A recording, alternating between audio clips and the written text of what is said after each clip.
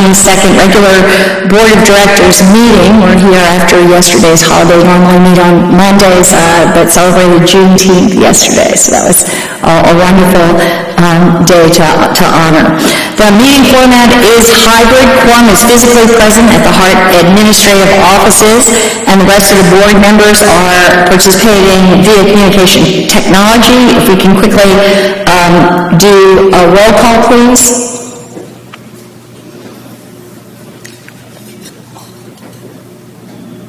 Director Castor? Here. Director Frazier?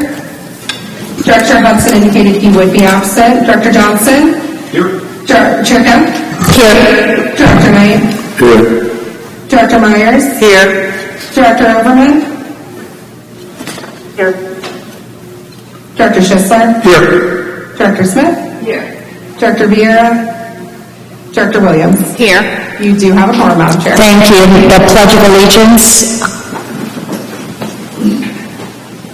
I pledge allegiance to the flag of the United States of America and to the republic for which it stands, one nation, under God, indivisible, with liberty and justice for all. And I do not believe that we have any public comment this morning. Is that correct? Thank you. We'll move straight ahead to the approval of the minutes.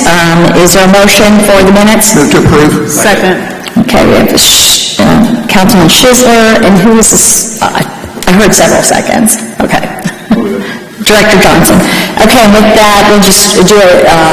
All those in favor? Aye. Aye. Any opposed? Okay, so the minutes pass. We'll move next to the consent agenda. Do we have a motion with regards to... Second. Okay, we have Director Johnson and a second by Commissioner Myers. And seeing no further comments, can we please have a roll call vote on this?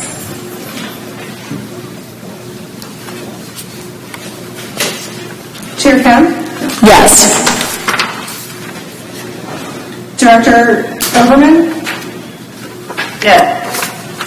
Director Williams? Yes. Director Castor? Yes. Director Johnson? Yes. Director Knight? Yes. Director Myers? Yes. Director Schisler? Yes. Director Smith? Yes. Director Vieira? The motion passes unanimously. Thank you. Thank you. For today's consideration for approval, staff is bringing forward an action item not previously reviewed by HART's committee. Ms. LeGrand, you're recognized to give an overview of 5A. The resolution, First Amendment to the June 2002 interlocal shelter agreement with Hillsborough County, extending the term through December 31st, 2022. That is correct. So we have an agreement with the county for our shelters and advertisements on shelters. This action item is to extend our current agreement through the end of this calendar year to be in alignment with our extension of our advertising contracts so that we can develop our own HART brand and then launch the HART brand across all of our assets. Thank you. Is there any a question or motion with regards to this? Move to approve Resolution R2022-06-52. Okay, Councilman Schisler made the motion. It was seconded by Commissioner Myers. And seeing no further comments at this time, if we could do a roll call vote, please. Chair Kemp? Yes. Director Overman? Yes. Director Williams? Yes. Director Castor? Yes. Director Johnson? Yes. Director Knight? Yes. Director Myers? Yes. Director Schisler? Yes. Director Smith? Yes. The motion passes unanimously. Thank you. Thank you. And I think with that, we've handled the business that requires a quorum this morning. So I'm pleased that we have a quorum this morning. We'll move now to sole source procurement and one-time deviation from the procurement manual. Ms. LeGrand. So we had no No activity in the month of May, so there's nothing new to report here. And in total, for the fiscal year, we have spent approximately $1 million in sole source awards. Thank you. And we also have the chief executive's report, so.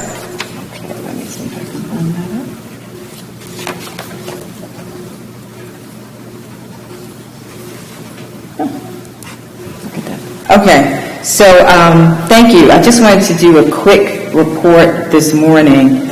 Hopefully everyone can see this. I know we've had a couple of conversations about grants and how we're moving forward with the grants. So, okay. Is this showing up on everybody or just for me? Okay. You can see it. So, I guess next slide, Danielle. Okay. So, we've been pretty excited because we've been successful over the last couple of months.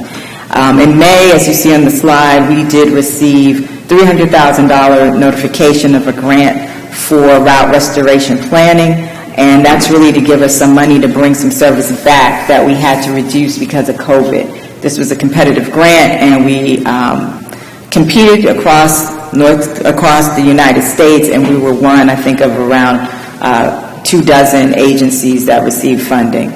The next one that's on the slide is the Ferry Grant, which you're well aware of, and we're working through the process now to actually get those grant dollars and move that project forward.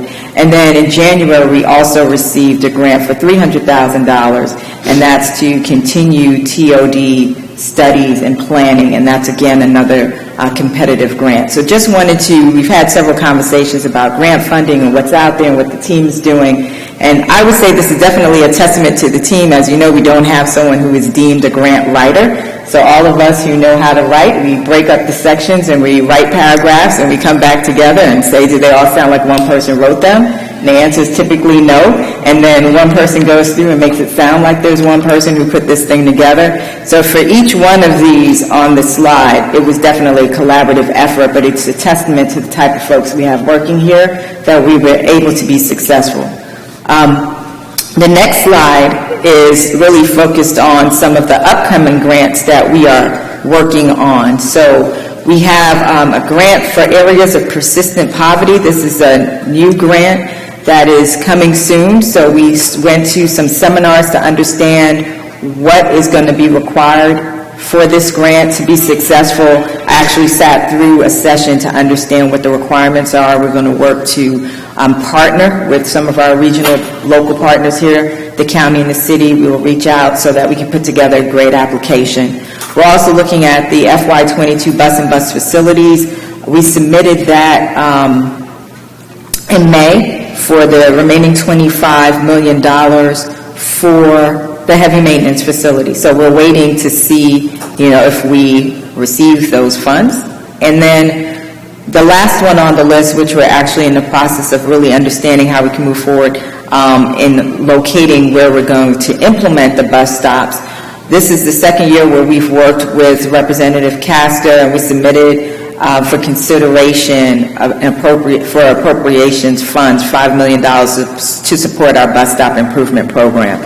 So that's really to help us to bring all of our bus stops up to ADA compliance, as well as to upgrade our bus stops with new technology and really create a better customer experience. Our bus stops are the first entry point to our system. So we want to make sure when people step up to a bus stop, it's clean, it's comfortable, they know what time the bus is going to arrive, they can see exactly where the bus is in traffic or not in traffic. So that's, again, something that we're excited about moving forward and implementing.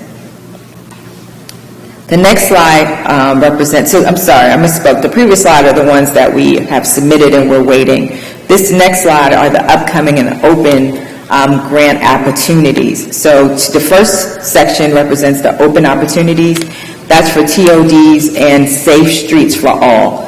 TOD, we've talked about that a lot in these meetings, so you're quite familiar. We're going to go after that grant funding as well so we can expand our TOD program. Right now, our TOD study is focused on one corridor, and what's important for us is to have a TOD approach for the entire system. So going after this type of funding will allow us to put together an overall TOD plan for the agency, and then we can start to identify the hierarchy of the types of stations and the land use that would be required throughout the county for our services. Safe Streets for All, that's again another collaborative effort, and as it states, is really looking at ways that we can improve safety along our alignment and access to our services. So those are open, and we're working on submitting on those. And then the last section are upcoming. So as you see, there are lots of grants here. We are moving forward. As I mentioned, the areas of persistent poverty, I sat through a seminar to see what they're looking for this next iteration. On the previous slide, you saw we did submit last year. So we're just really focused on finding ways to leverage the dollars we have currently and get additional grant dollars. So I know there were a couple of requests to understand what we've been doing, so I thought it would be good to share that with you today. Any questions? Yes, Ms. Wu. Thank you, Ms. LeGrand. One of the key focus areas that you talked about when you onboarded was grant writing and making sure to expand our area of opportunity and to leverage some of the grants that are there. And you're doing exactly that. So thank you so much for making that happen, even if you have to get subject matter experts by paragraph. So I think that's a good experience, leverage all your opportunities. Also, from the city standpoint, showing the support through action as well as through dollars, and so that it's just commendable. You continue with your commitment, Mayor Castor. Just really appreciate that continuing message that is throughout everything you do and the thread of the fiber of the plan. I do want to ask a question specific to the bus stops and so forth. And is there a minimum standard as we continue to leverage, getting everything standardized, making sure we have certain shelters and seating opportunities and making sure people ride with dignity? As we leverage the grants and start to spend the dollars and execute, are there minimum standards that we should expect per stop? That is a great question, and yes. So typically, you would have design standards, and then we would also have in our plan, our Title VI plan, the requirements for what type of amenities you have at a station based on the ridership. Right, so if you have a station where, let's just say, in a day, you have less than 5 riders, that would dictate what type of amenity you would have versus if you have a stop that within a day you have, 50 people who either get on or get off the bus at that stop. So the team goes through the analysis, we determine what the demand is at a location, and then put an amenity out that is best suited. In addition, what we are also looking at doing is standardizing our shelters and amenities so that when we have to do repairs, the maintenance shop has one set of, I would say, tools and equipment that's needed to do the repairs. So what you don't want is to have something that's like really fancy and elaborate one place and it requires a special, screw and special nuts and the such, and then another one requires something totally different. We're trying to standardize it. So our team, they have gone through the process, and I signed off on a new design standard, and we're also ordering new shelters that fit that design standard. And the last thing I'd say is that we've also transitioned to a modular approach. So, in some locations the shelters are larger because of the right-of-way that's available. So if you have a location where there's less right-of-way, the shelter will look similar, it'll just be smaller, instead of looking like a totally different shelter, so that this way, again, we can still have the same tools to go out there and repair it, and it's the same look and feel, so you still get the same experience, regardless if you're boarding from a stop where only one person a day boards, or a stop where 25 people a day. Okay, thank you very much.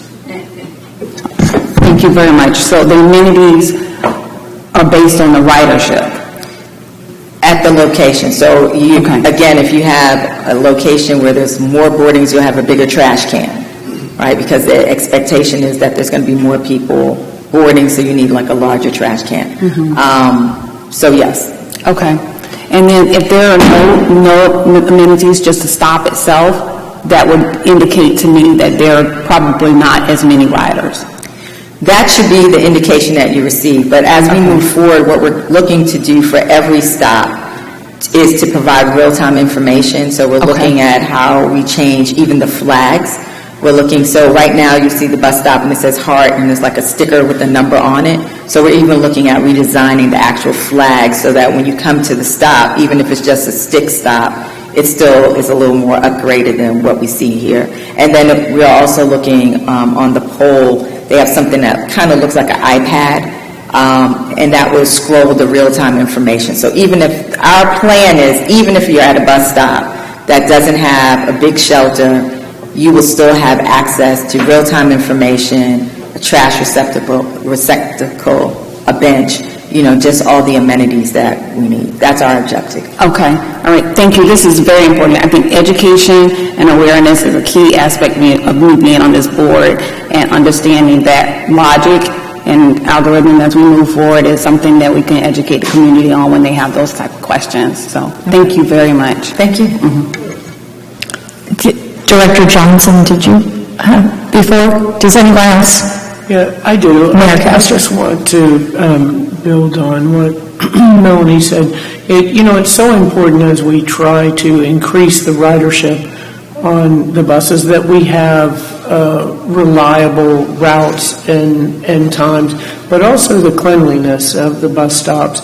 And so we have a really great partnership between the City of Tampa and HART, our code enforcement, and then also looking to bring the businesses in too, that they can adopt a stop if it's in front of their business, and just trying to keep all of those locations clean, because the perception is that the cleanliness is associated with the safety of that particular location. And I think that that's very, very important, and something that I know the director is focused on, and we are as well in the city. Commissioner Myers. Thank you, Madam Chair. One of the things I'd like to address, and thank you, Ms. LeGrand, for your comments. In District 3, there's a lot of bus stops, but there's no shelter or anything, so they're just standing out in the sun. Would some of those become a top priority when you go out to look at those first? Yes. How would that be addressed? So what we're doing, and we have a database already of identifying where we don't have shelters, where we have the right-of-way to put in a shelter, and then where we don't have an ADA compliant stop. So if you think of it in those buckets, we're prioritizing ADA to make sure that every stop is ADA compliant, and then we're looking at stops that don't have shelters so that we can implement shelters across the service area, and then understanding where the right-of-way may not permit having a shelter, what kind of amenity. I do like this one thing. It looks like a little umbrella with a seat. I think I'm the only one who likes the way that looks. But there are other things out there that, maybe requires less right-of-way, but it does give you, the protection from the sun. So we are looking at other options as well. Anyway, I think that was a really excellent discussion, and I'm sorry, Go ahead and finish. Go ahead. Okay, well, mine was a little bit unrelated to what Commissioner Myers just said, more on the personnel side. So if you wanted to finish the thought, I'll be glad to. Well, I just thought it was a really excellent discussion. I think our stops have suffered for a long time here, and it's really a perception of the agency as, a service, but that is really what people see as they're driving along, and it's so significant and important, and I've certainly seen issues with that. I know as well as the ridership, there's also sometimes constraints on the size. I just think it's important because we can have high ridership in areas that have very little right-of-way. That's an opportunity. In fact, that's exactly what I have at the end of my street. The stop I take has a pole and a 2-foot sidewalk, and it's, on Route 2, one of the, main ridership areas, routes. So that's really significant, but I just think this can really transform the way that that HART is perceived. I think it's just extraordinarily important, and I'm so pleased to see that we're having attention and focus on this, because I think it really can change the perception of HART's service in the community. Director Johnson. Thank you, Madam Chair. First, Ms. LeGrand, thank you for the update. I know we had numerous conversations, about where we were at on some of these grants, and I appreciate being able to see exactly where we're at on that. You had made a comment about not having a grant writer and having to essentially farm out everything to folks within the organization to be able to do it. And the first question that I had on that is, do we have a position open for a grant writer? Has this been something we haven't been able to hire, or is it we're just watching the pennies right now and not hiring that? So, all great questions. We do not have, and did not have when I started here, a position that was a grant writer. And what I have not done is created a new standalone position for a grant writer, because it's not a full-time job, at least where we are right now. So what we have done is the team, based on the subject matter experts, they tackle responding to different sections. And we have a consultant under our on-call consultant agreement who we then send our document to, and they go through it, and they do the QA review, and they clean it up so it sounds like it came from one voice, and then they add the little sparkles to it. And I think this approach works for us for a couple of reasons. It goes back to something that many of you have said even today. It's the education. And these grant applications, they're not grants for just one type of service. Most of the applications require input from finance, require input from planning. And the last one for the heavy maintenance facility, one of our team members had to actually write a report on how we transitioned to zero-emission vehicles, because that had to be attached to the grant application.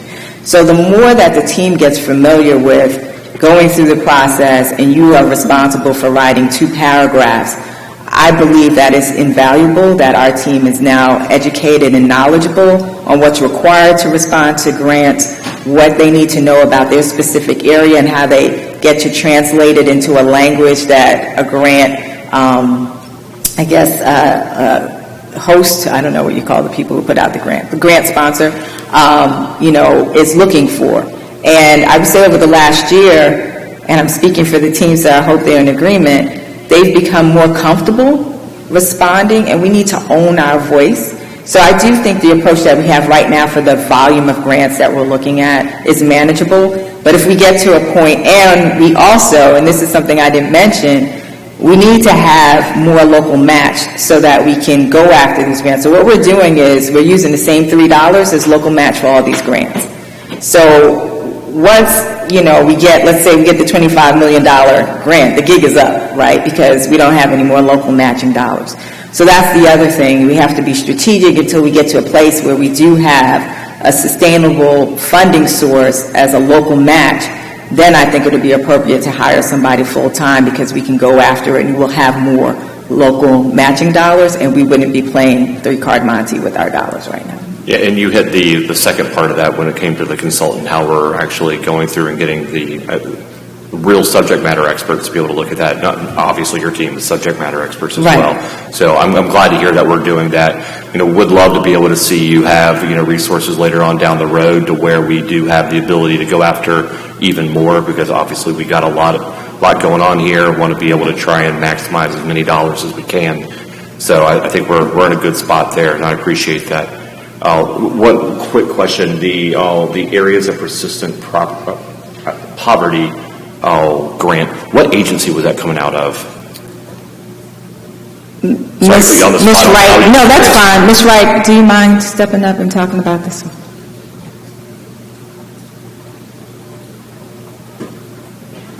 Good morning, Board.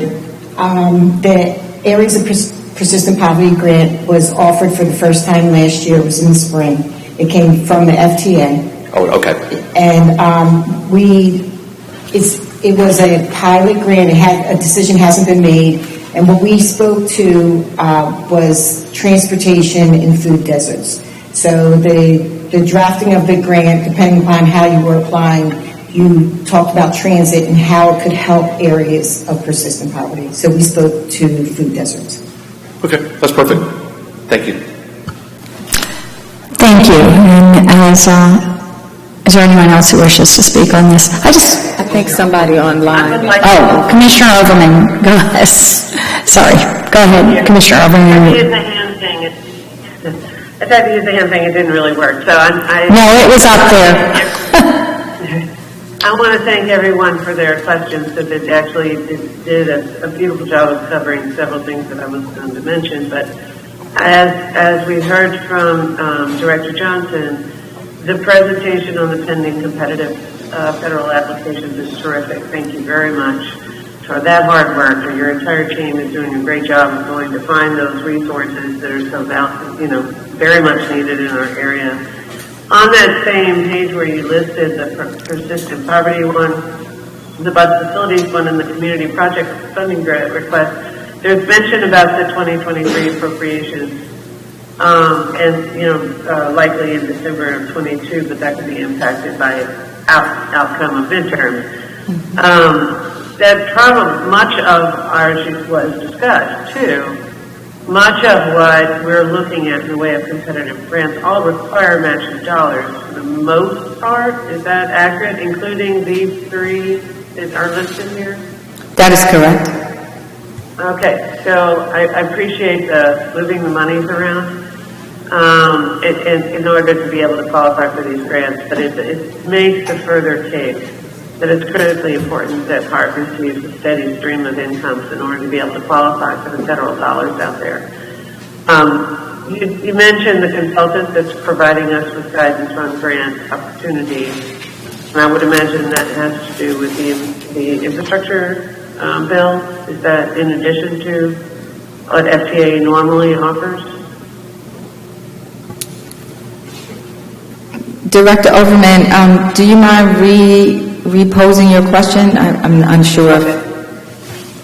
So our consultant, and I'm trying to figure out which ones we are depending on for grant identification, but or support, is doing both FTA regular types of grant applications as well as looking and exploring where the most recent infrastructure bill grant buckets lie, I would assume. Okay, thank you for clarifying. So we have a couple of different consultants doing different work. So we do have our consultants that help us with lobbying or advocacy, and they're the ones that's Holland and Knight, and they help us on the state, local, and federal level. So they cull through all sorts of, databases and provide us with a list of grant opportunities that are available. So that's the scope that they cover. And they also help us to advocate for our application. So if we put an application together and it's, we have to get a letter, let's say, from various people, they'll tell us, these are the folks who you need to reach out to, that type of work.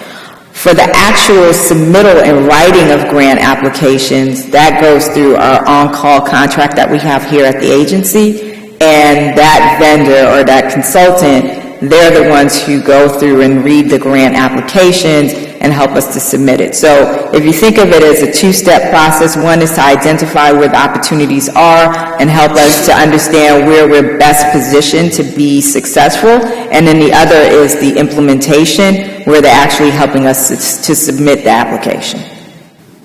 Excellent. Thank you very much. Grant coordination is a tough job. So I appreciate that you've got so many in the queue. It also helps, explain why it's so critically important that our referendum this fall passes, because it makes that work even more productive when we're able to have the matching dollars once we get a decision, or at least a pending decision, depending on whether or not we have the money to make the match. So thank you so much for this work. It's so important, and it really will make a difference to our community. I appreciate it. Thanks. You're welcome. And lastly, I would say is that, this approach for us to do, I would say, the upfront writing, doing the draft document, it also allows us to not spend as much money in our contract with the vendor, because we don't have a lot of money in our on-call either. If you recall, we got approval to move forward with the on-call with maximum amount for fiscal '22, I think, of around $300,000. So if we had them actually write all the grant applications, we would have been out of money. So this approach allows us to still leverage their expertise, but also stretch the dollars so we can apply for more grants and still have their team available to help us. Thank you. And with that, one more fast question. How many stops do we have approximately? We have approximately 2,300 bus stops. That is, I can't keep that number in my head because it's so big. That's a lot of work. It's a big job. And when you think of any one stop you see, or think about it, and then you realize that there's, 2,200 and something more of them. It's a really big task to handle. So thank you. And with that, we'll move on to the Chair's report. I've little to report at this time, except that was a great CEO's report, and I'd just like to recognize that Director Hudson, who's not here this morning, has a newborn. So that's a moment of celebration for us. So I'd just like to... Oh, so does Director Frazier? Oh, I wasn't told that. Oh, my goodness. Wow, 2 directors in a week. The HART family's growing. Thank you for making me aware of that. I had not heard that. So it's a big week. A lot more stops and babies. And with that, we will move on to the General Counsel's report.